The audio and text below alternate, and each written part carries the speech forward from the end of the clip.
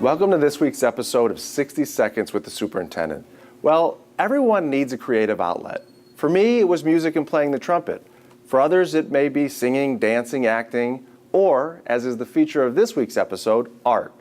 Let's go over to Surrarrer Elementary School to take a look at their art show and the artists that brought it to life. This year at Surrarrer, we were studying the continent of South America and the Caribbean nation in Central America. So our art show was like a cruise through all of these different countries that we traveled to throughout the year. And all the grades from K through 5 were representing what they learned in Mexico, what they learned in the rainforest of Brazil, every different place we visited. So this is the first year we had the art show, and the kids were really excited about seeing it come together, seeing their work on the wall, and that's the best thing, is seeing the pride in their smiles, the excitement of the families coming in and getting to see what they learned all year. I love to integrate what we're doing in art class with what they're learning in their classroom. So if the 5th graders are studying about ancient cultures in history and social studies, we're learning about the ancient Mayan artwork in my classroom, or we're learning about patterns by doing weaving when they're learning about patterns in kindergarten and 1st grade. So integrating it helps kids learn in a different way, which helps everybody. I have to offer a variety of projects because some kids are going to do great at making something out of clay, and somebody else is going to be great at weaving, and somebody else is going to be great at drawing something realistic. So I have a favorite in seeing each kid find their favorite.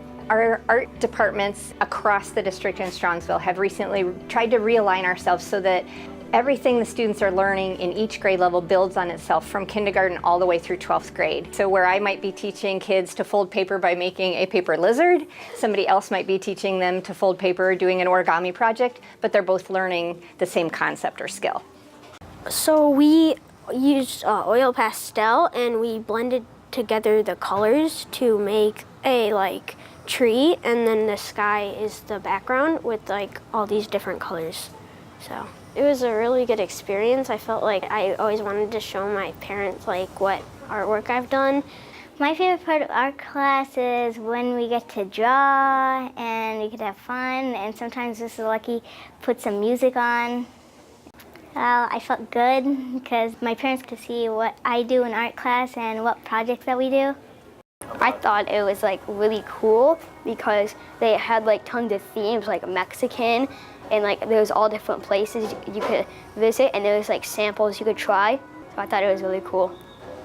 My penguin, we used charcoal for the penguin using black and white. For the background, we used paint, and we tried to blend it with other colors to make a cool effect. It was one of the best art shows ever in Surrarrer. Well, not only did we have an art show at Surrarrer this spring, but we had them throughout the district. A special thanks to Ms. Selecki and all of our art teachers for taking on this additional work to showcase our talented students. As always, thanks for watching, and go make it a great Mustang week.